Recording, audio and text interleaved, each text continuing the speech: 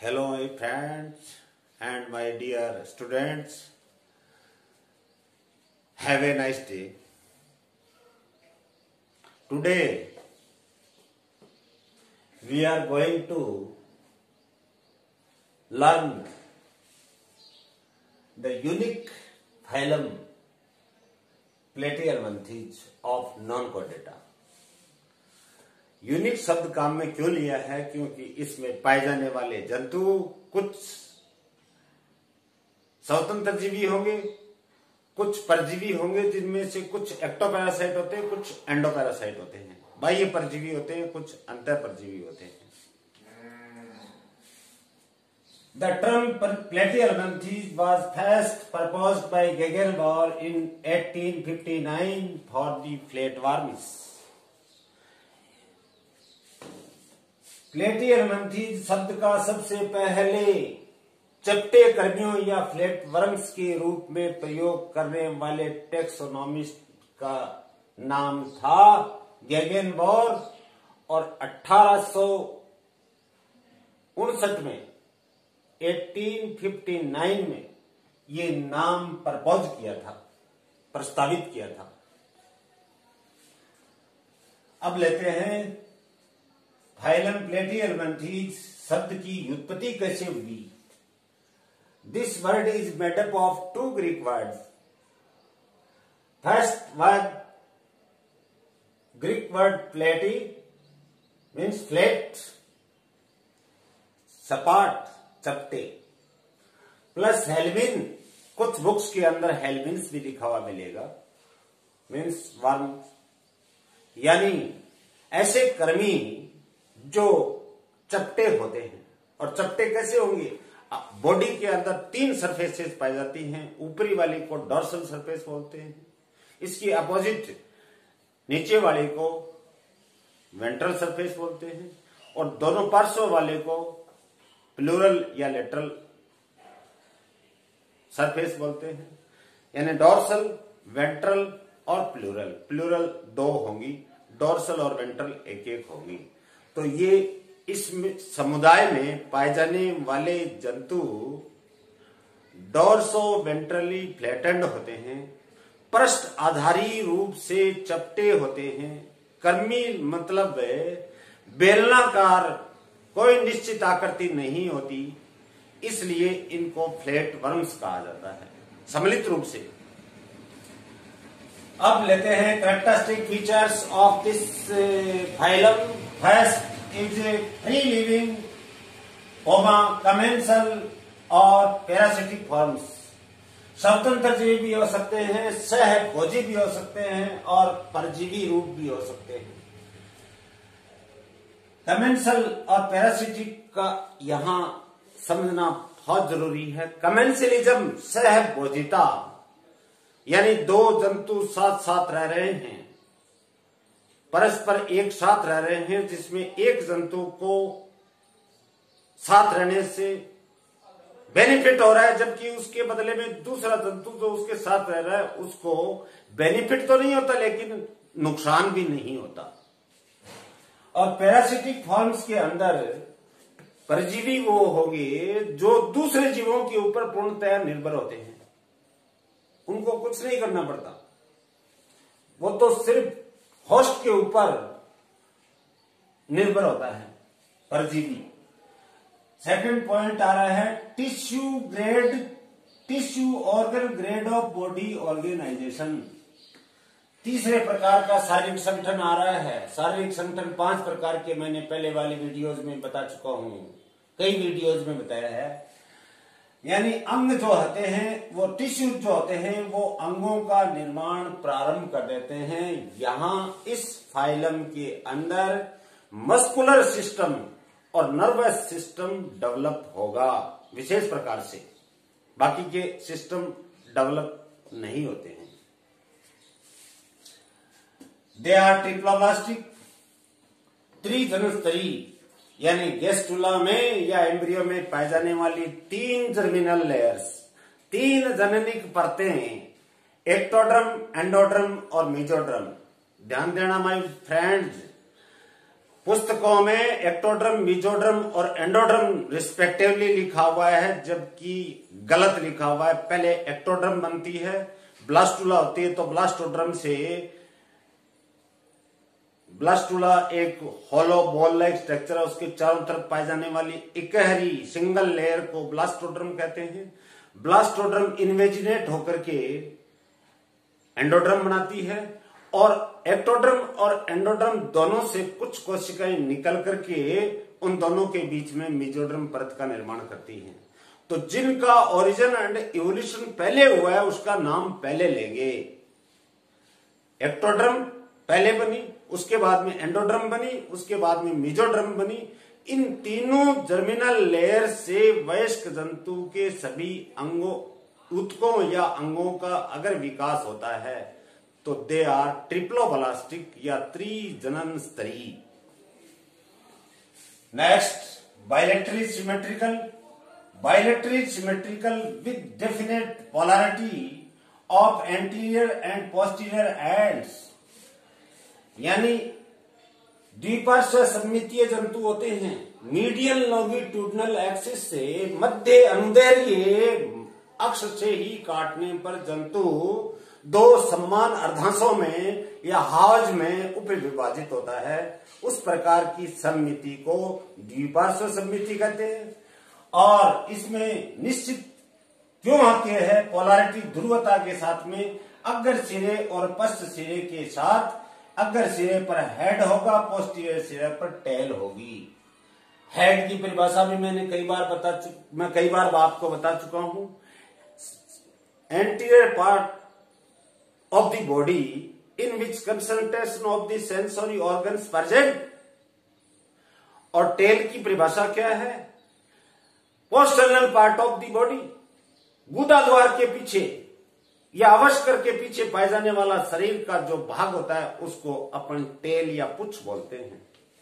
और शीर्ष में संवेदी अंगों का जमाव होता है, जैसे this is my head, year, तीनों प्रकार के, आइज, ब्रेन, नासा द्वार या गुहा, जितने भी सेंसरी ऑर्गन्स होते हैं उनका कंसंट्रेशन या जमाव सबसे ज्यादा शीर्ष में या सिर में या हेड में होता है। और शरीर का अग्र भाग है, पश्च भाग मेरे हैंडलिम्स हैं। Fifth point, dorso ventrally flattened, पहले बता चुका हूं। माउथ और वेंट्रल सरफेस, माउथ और जनन छिद्र जिसको गोनोपोर बोलते हैं। Mouth and gonophore always present in ventral side, इसका मतलब अपने साथ में ये समझौता प्रदर्शित करता है। अपने भी अधर सतह पे मुख्य द्वार है, इनमें भी माउथ और गोनोपोर, अपने में वेंट्रल सरफेस पे ही जनन छिद्र है, इसलिए अपने साथ में होमोलॉजी शो कर रहा है ये। देन बॉडी अनसेगमेंटेड, बॉडी अखंडित होती है, खंडों में उपविभाजित नहीं होती। एक्सेप्ट क्लास सेस्टोडा, सेस्टोडा में यानी जैसे टीनिया सोलियम होती है उसमें बॉडी खंडों में उपविभाजित हो जाती है। एसिलोमेट, एगुइये यानी सिलोम का नितांत रूप से अभाव। क्यों? Body cavity filled with special mesodermal tissues, the mesenchyme और फेरेनकाइम, यानी मेजेनकाइम और फेरेनकाइम नामक मेसोडर्मल टिश्यूज से, विशेष प्रकार के मेसोडर्मल जो टिश्यूज होते हैं उनके द्वारा बॉडी कैविटी भरी हुई होती है, ठसाठस भरी हुई होती है।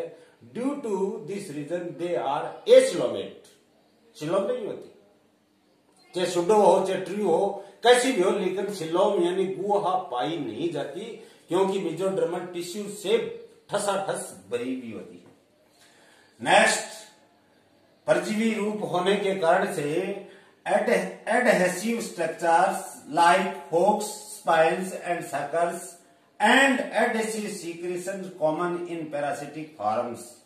देखिए, आसंजक संरचनाएं जैसे हुक यानी कांटा, स्पाइन यानी शूल, एंड शक्कर यानी चूषक। शक्कर का मतलब चूषक। ये आगे से अगर नुकीला होगा तो सूल होगी यानी स्पाइन होगी, और इस प्रकार से कर्वड अगर एंटीरियर पार्ट होगा तो उसको हुक या कांटा बोलते हैं। तो ऐसी आसंजक संरचनाएं होती हैं ताकि आसानी से जो परजीवी रूप जो होते हैं वो परपोषी के बॉडी के साथ, या एंडोपैरासाइट है तो बॉडी के अंदर पाए जाने वाले जितने भी विसरण ऑर्गन्स हैं उनके साथ में आसानी से उसको भेद सके और उसके साथ में जुड़ सके। एडिसिव सीक्रेशंस भी स्त्रवित करते हैं पैरासिटिक फॉर्म्स। आसंजक स्त्राव जिससे चिपकता है, जैसे गोंद जैसी कोई संरचना है और यहां लगा दी, यहां फिर अंगुली को लगाएंगे तो उसके साथ में चिपक जाएगा। इसका मतलब पैरासाइट जो होता है वो होस्ट के अंदर ऐसे स्त्राव स्त्रवित करता है जिसके द्वारा ये चिपक जाता है। 9th पॉइंट आ रहा है एपिडर्मिस मोस्टली सिंशियल। इंपॉर्टेंट शब्द आया है सिंशियल, सिंशियम भी बोलते हैं इनको। सिंशियल या सिंशियम का मतलब है मल्टी न्यूक्लिएटेड, यानी अगर कोशिका के साइटोप्लाज्म से एक से अधिक न्यूक्लियाई, या मल्टी मतलब बहुत ज्यादा न्यूक्लियाई होते हैं, या मल्टी न्यूक्लिएटेड जो सेल्स होती हैं उनको सिंशियल सेल्स बोलते हैं, और ये सीलिएटेड होती हैं और एब्सेंट इन सब स्पीशीज। बट एपिडर्मिस जो होती है वो सिंशियल कुछ रूपों में नहीं होती, कुछ जातियों में नहीं पाई जाती। 10वां पॉइंट जैसे मैंने बताया था कि पेशीय तंत्र सुविकसित होगा, तो देखिए क्या हो रहा है। Muscular system mesodermal in origin. Muscular system का ओरिजिन मेसोडर्म से होता है, गेस्ट्रुला के, और इसके longitudinal circular and oblique muscles epidermis के नीचे पाई जाती हैं। लॉन्गिट्यूडनल अनुदैर्घ्य, सर्कुलर वर्तुल, ऑब्लिक का मतलब तिरछी पेशियां एपिडर्मिस के नीचे पाई जाती हैं। नेक्स्ट, डाइजेस्टिव सिस्टम ब्रांच्ड शाखित होता है, अनेक शाखाओं में उपविभाजित हो जाता है या बट जाता है। बट इनकम्प्लीट का मतलब है मुक्त तो है लेकिन एनएस एब्सेंट होगा। इन एसिला ऑर्डर ऑफ ट्रेबिलेरिया, ट्रेबिलेरिया इसमें एक क्लास आएगी जिसके जंतु स्वतंत्र जीवी होते हैं, उसमें एक ऑर्डर आएगा, पहला ही ऑर्डर एसिला, और सेस्टोडा एक क्लास जो है, जैसे टीनिया सोलियम वाली क्लास या टीनिया सेजाइनेटा वाली क्लास। टीनिया सोलियम पर तो अध्ययन ही नहीं हुआ है, टीनिया सेजाइनेटा पर अध्ययन हुआ है, लेकिन सिलेबस के अंदर आपने क्या डाल रखा है, टीनिया सोलियम। सबसे ज्यादा अध्ययन तो सेजाइनेटा का है, वही का वही डाल दिया अपने किताबों के अंदर टीनिया सोलियम में। एसिला और ट्रेबिलेरिया, एसिला ऑर्डर ऑफ ट्रेबिलेरिया और सेस्टोडा के अंदर डाइजेस्टिव सिस्टम नहीं होगा। Next, skeleton, circulatory, respiratory system are wanting, यानी कंकाल, परिसंचरण तंत्र और श्वसन तंत्र का अभाव होता है, स्केर्सिटी होती है या अभावग्रस्त होते हैं ये जंतु। वेंटिंग का मतलब है अभावग्रस्त, यानी लेक ऑफ दीज ऑर्गन्स, यानी इन अंगों, इन तंत्रों का अभाव। सेंस ऑर्गन्स सिंपल, बड़े सरल प्रकार के संवेदी अंग होते हैं। नेत्र बिंदु, आई स्पॉट और photo receptors in free living forms, जो स्वतंत्र जीवी रूप होते हैं उसमें आई स्पॉट एक नेत्र बिंदु जो प्रकाश संवेदी अंग के रूप में कार्य करने वाला होता है, वैसी संरचना प्लेटिहेल्मिन्थेस की कुछ जंतुओं में पाई जाती है। नेक्स्ट, एक्सक्रीशन बाय प्रोटोनेफ्रिडिया, सबसे सिंपल प्रकार के नेफ्रिडिया, और इनको ज्वाला कोशिकाएं या फ्लेम सेल्स कहती हैं। इनकी संरचना के अंदर सिलिया होते हैं, और सिलिया आपस में जब टकराते हैं तो सीलियरी फ्लेम एक ज्वाला सी उत्पन्न होती है, इसलिए इस प्रकार की सेल्स को फ्लेम सेल्स बोलते हैं, ज्वाला कोशिकाएं कहते हैं। जैसे चिमनी की लो होती है, वैसे ही सीलिया ऊपर एक ब्लोविंग फ्लेम उत्पन्न कर रही हैं, एक ज्वाला सी उत्पन्न होती है सीलिया के आपस में एंटीरियर एंड्स के टकराने के कारण से। Absent in some primitive forms, लेकिन जो प्रिमिटिव जो जंतु होंगे उसके अंदर ये ज्वाला कोशिकाएं या प्रोटोनेफ्रिडिया अनुपस्थित होंगे। नेक्स्ट, मैंने कहा कि नर्वस सिस्टम, मस्कुलर और नर्वस सिस्टम वेल डेवलप्ड, यानी कुछ हद तक विकसित हो जाता है इसमें, क्योंकि टिश्यू ऑर्गन्स का निर्माण प्रारंभ कर लेते हैं। तो ऑर्गन सिस्टम को बनाएंगे, लेकिन वो ऑर्गन तो बनने चाहिए पहले। नर्वस सिस्टम में देखिए, nervous system primitive, nervous system मान लिया प्रिमिटिव है, सरल है, आद्य है, सिंपल है। लेडर लाइक यानी सीढ़ी के आकार का है, सीढ़ियों के जैसा क्यों है, देखिए, made up of A pair of anterior ganglia, अगर गुच्छ तंत्रिका गुच्छकों का बना हुआ, गैंग्लियन सिंगुलर वर्ड है, गैंग्लिया प्लूरल वर्ड है, गैंग्लियन की शुद्ध परिभाषा है द क्लस्टर ऑफ न्यूरॉन्स या नर्वस सेल्स, यानी तंत्रिका कोशिकाओं के गुच्छे को तंत्रिका गुच्छक कहते हैं। यहां प्लूरल का मतलब एक जोड़ी है, इसलिए one pair of anterior ganglia.